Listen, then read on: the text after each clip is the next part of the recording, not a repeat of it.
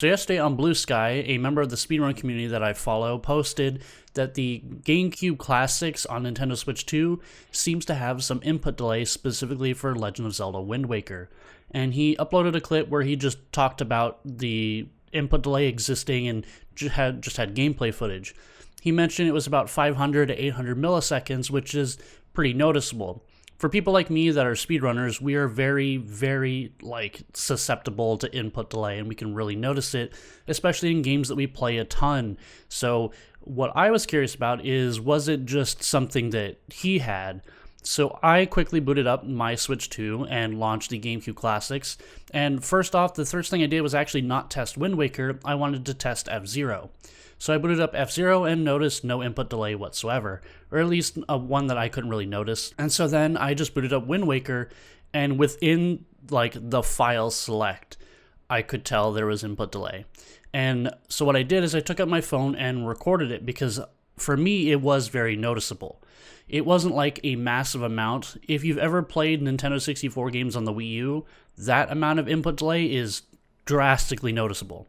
But for this, it was noticeable enough for me, so I wanted to record a video and quote reply to his post with the video.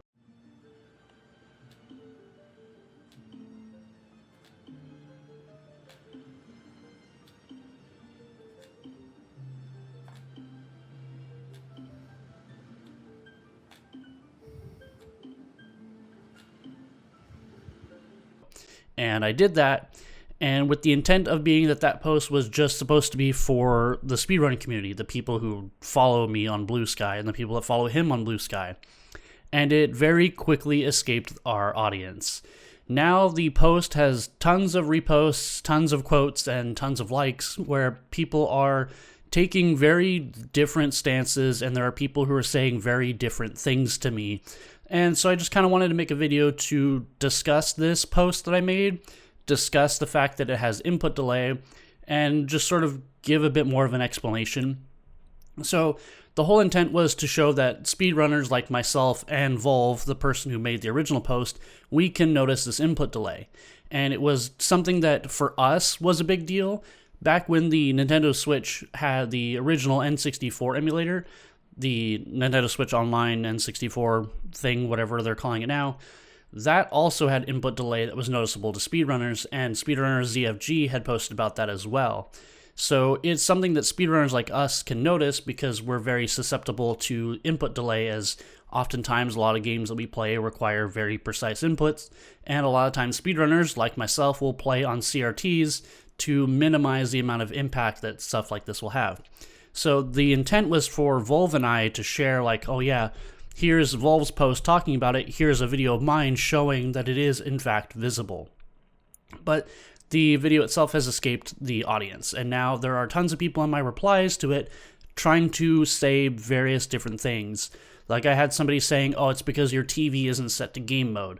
I play using a gaming monitor. I don't use a normal TV for my consoles in my office. I just have a Samsung gaming monitor, so it's not a game mode that's impacting it. I saw people saying, oh, well, this doesn't, it plays just fine for me. So what I wanted to do was I wanted to go over some of this stuff, and the first thing I wanted to do is, because while I am a speedrunner and I have speedrun Zelda games, I myself don't speedrun Wind Waker. So I wanted to get the opinion of people who did in fact speedrun Wind Waker. So my two go-tos that I knew were playing it were Link7 and Gymnast86, two people that are very accomplished Wind Waker speedrunners. And I had saw that Gymnast was posting stuff on Twitter. So I went over to his Twitter account this morning to check, and sure enough, Gymnast also mentions the input delay.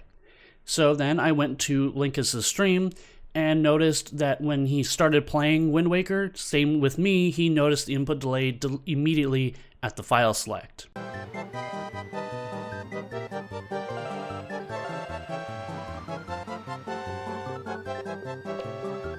Oh god. Oh god. Okay, I don't want to say anything until I'm in the game. I don't want to say anything until I'm in the game, but I think there's bad input delay just from file select. I'm terrified already. I'm pretty sure there's bad input delay. Oh god. Oh god, I hope I'm wrong. So now you can see that he also recognized it, but I will show that later, after he gets into the actual game itself, he does mess around with it a little bit more and comes to this conclusion. So, unlike the Nintendo 64 version of Nintendo Switch Online, I would actually say this input delay is not bad for a casual. I will actually say it is not terrible for a casual. There is a little bit of input delay, so I am noticing it because I'm a speedrunner, but I don't think that this input delay is bad enough where a casual would actually be bothered by it. As a speedrunner, my timings definitely feel off right now. However, I don't think this is bad enough where a casual would be mindful of it. So as you can see, even someone who is a decorated Wind Waker speedrunner can say that, yeah, the input is going to affect speedrunners, but for most casual players, it's not going to be that big of a deal. And that's why I'm pretty sure most of the people that have been responding to me saying that they don't feel this, it's because they probably just don't. This sort of input delay, latency stuff, if it's like egregious, normal people can tell really easily. But when it's a very slight amount, it's people like myself and Volv and Linkus and Gymnast, people who play these games constantly and over and over and over, we can notice these things and we're more susceptible to it. We have a keen eye for this specific type of quirk. And so that's what my post was supposed to be. This whole thing, like I see people responding to it saying like, oh, thank God I'm not getting the Switch 2, this is terrible. I've had to reply to a couple people saying like, no, this isn't specifically Wind Waker. I ended up going and testing Soul Calibur. Soul Calibur 2 is perfectly fine. So it's weirdly just Wind Waker that has this issue. F-Zero and Soul Calibur are perfectly fine. The point of my clip was not to discourage people from trying it and to say that it's a terrible product.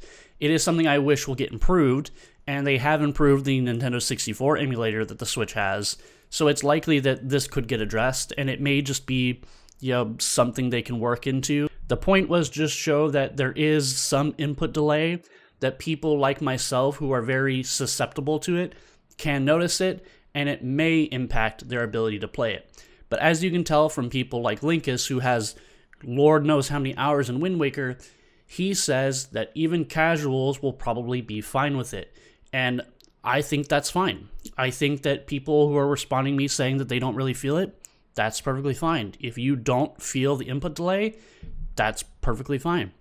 It is just something that I intended to show other speedrunners in my own audience that, hey, the input delay may impact you and your particular enjoyment of the game because, much like me, they may be susceptible to it.